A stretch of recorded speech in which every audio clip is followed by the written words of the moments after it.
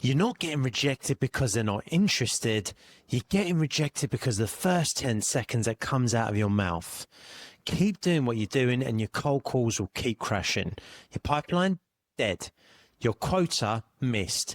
And your AE promotion, guys, if you've watched a couple of YouTube videos and you're trying to implement it into your work on a day-to-day and it's not working, it's because you don't have any direction. You don't know what you're doing right and you don't know where you're going wrong.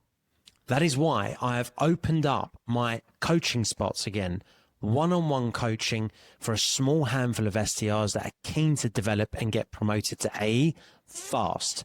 Click the link below and book in your free 10-minute consult, and let's see if I can help you get promoted fast. Back to the video.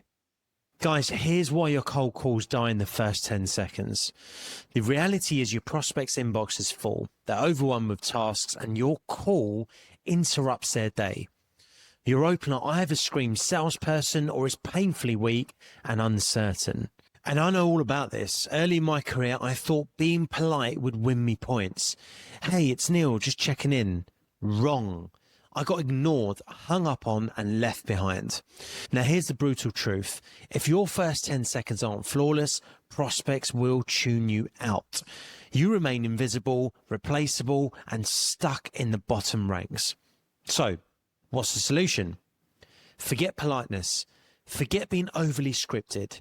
You need a powerful pattern interrupt.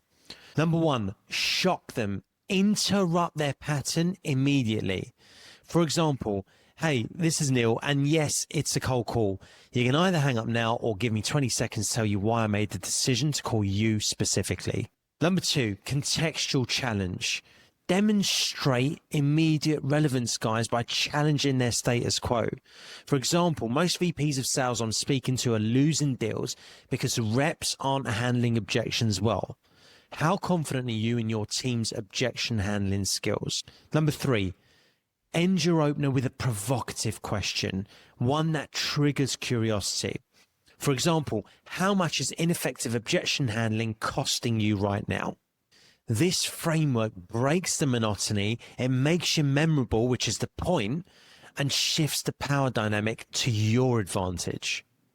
So, takeaways.